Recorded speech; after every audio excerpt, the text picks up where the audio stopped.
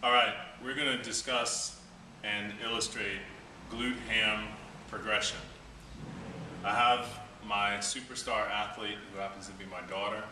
This is her very first time doing real glute hams.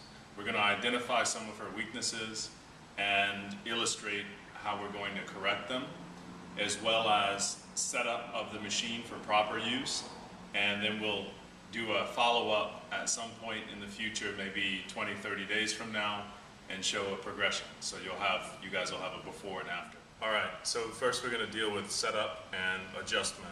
Now, Kaya's a pretty tall girl. She's got pretty long femurs, so we're going to have a little bit of a tricky situation adjusting it for her, but here's a general rule of thumb. I'm assuming that she has a certain degree of weakness, so we're going to start out conservative. If we need to make an adjustment, make it more difficult for her, we can.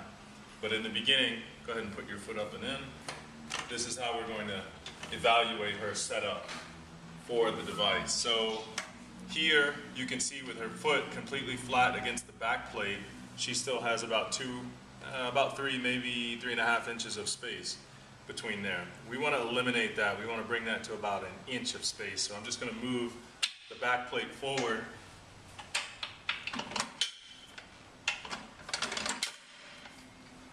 And a little bit more.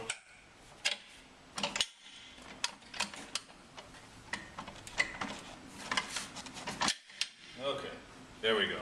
So foot back, we've got now about 1/2 inch of space, and that's about where we want to set her up to start with. Stop. Okay, so here's how we double check the position on the back plate. Here she has her toes touching, heels are off, and she's up on the pads. Shins are almost parallel to the floor, which is very similar to where she's going to be in the bottom position of the movement. So you can see how we've got good connection between her kneecaps and the pads. That's going to allow her a stable platform to then begin using her glute hams.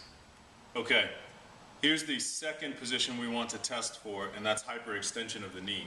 As you can see, the top pads or footrests are high enough so that when she's fully stretched out, she can't and does not hyperextend the knee in the bottom position.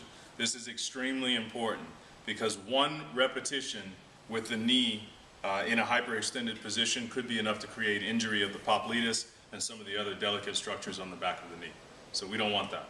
All right, so we're going to have her try to execute her first repetition. Go ahead, Kaya. And you see immediately at that position the hips want to poke back. She's got a huge arch in her lower back, emphasizing her lordotic curve. And then she kind of struggled for a second to get to the top. This is indicative of weakness in the glutes and hamstrings, typical posterior chain weakness. All right, so we've determined that she's not quite strong enough in her posterior chain to execute the movement properly.